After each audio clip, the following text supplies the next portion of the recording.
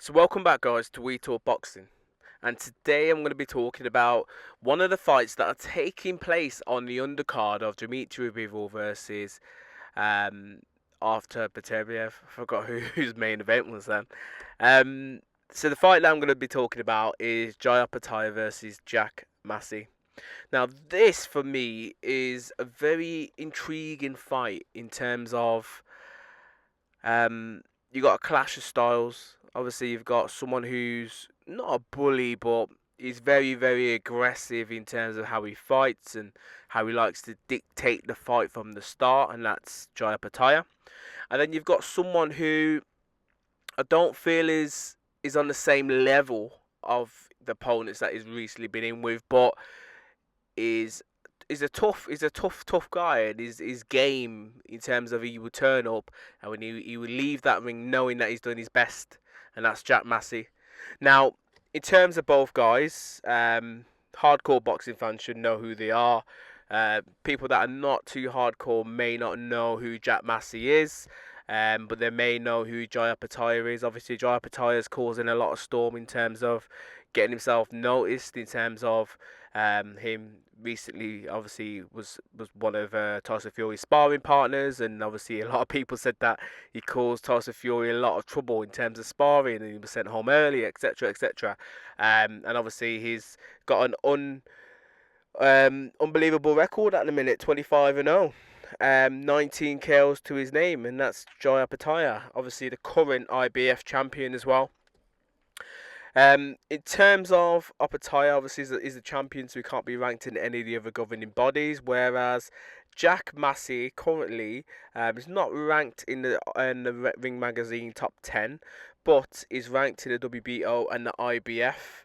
In the WBO is ranked currently number 13, and in the IBF is ranked number 11. So this sees Jai Opetaia defending his belt against the top 15 opponent in terms of Jack Massey.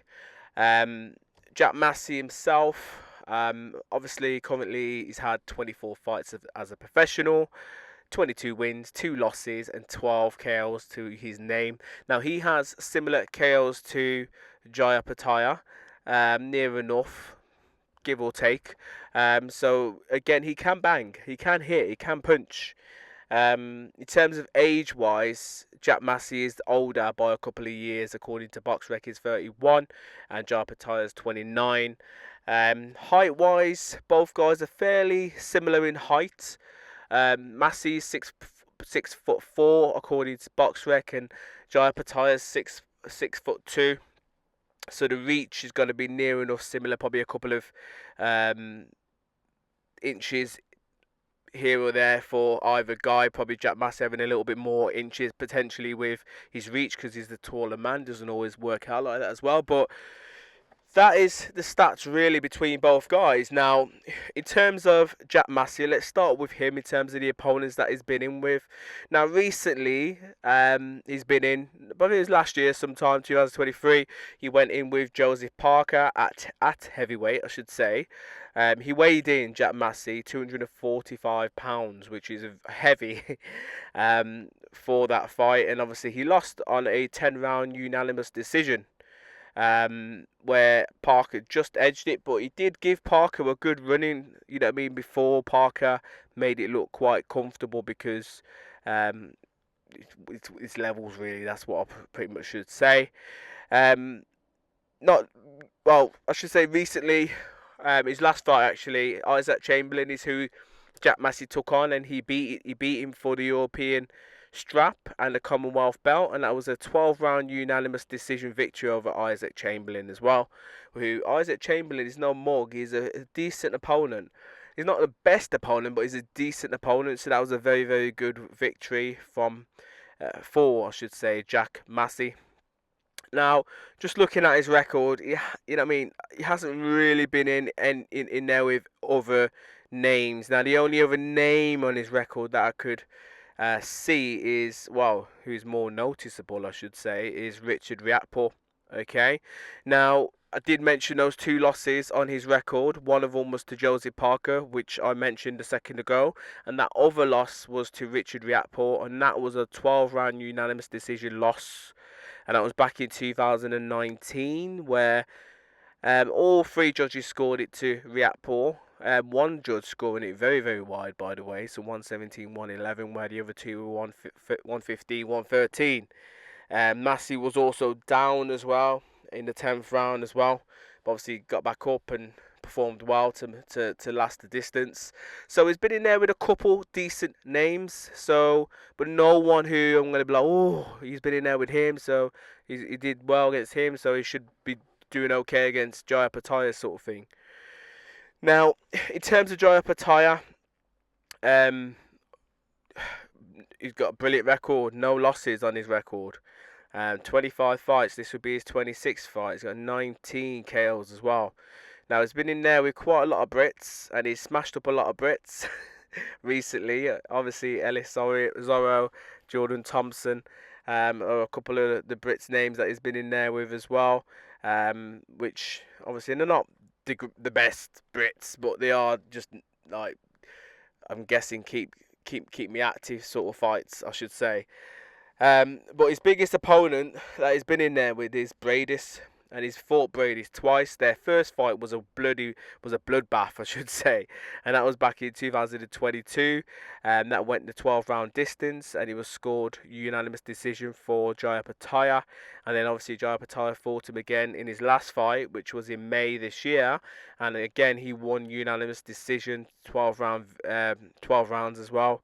So that's pretty much it, really. He hasn't really been in there really against any other noticeable names as I'm looking now on his box rec. So, not really can't really say too much about his other opponents. But one thing I can say that everyone that he has been in there with is absolutely dismantled, except Bradis. Bradis is the only one really that's actually put up a bit of a fight against Jaya Opetaia. But for me, this should be a fairly comfortable win for Jaya Opetaia. I do feel that Jack Massey is going to ask him some questions, but I do feel that Jaya Opetaia is a level above him, and that he will be able to answer those questions and ask Jack more of, you know what I mean, more like, does he want it? Does he want to stay in here with Jaya Opetaia sort of thing? And I do see Jaya Opetaia potentially stopping Jack Massey at some point. And I know Jack Massey is quite durable in terms of he's only lost twice, and he's lost to a very big puncher in Richard Riatpur and a heavyweight in Joseph Parker. But Jaya Opetaia is different. Jaya Opetaia is different gravy, and I just feel as if whilst the fight lasts, it will be competitive. But apart from that, Jaya Opetaia is just going to run away with it. And as I said, late stoppage or not a late stoppage, but probably second half of the fight would be a stoppage or maybe a knockout for Jaya Opetaia. But they're my thoughts. Very good competitive fight we have here for as long as it lasts. But yeah, I'm going with Jaya Opetaia. If there is a slip and Jaya Opetaia loses, then I would be very, very, very surprised because, he just shouldn't really be losing against someone like a Jack Massey. No disrespect to Jack Massey because he is a very good competitor, but when you're a champion and when you're, you know what I mean, potentially going on to bigger and better things in terms of moving up to heavyweight, as they're potentially suggesting, you need to be getting past someone like a Jack Massey. And if he could do that in style, then he could say, look, you know what I mean, I absolutely annihilated Jack Massey and Joseph Parker couldn't. Do you know what I mean? So could that be a calling card for him to maybe potentially move up quite soon and take on some of the fringe level heavyweights, or maybe even try and clean up his division, because there are three other champions in the division. Obviously, we know that what's his name, Chris Billam-Smith, he's going to be fighting against Gilbert Ramirez, so them guys are going to try and unify.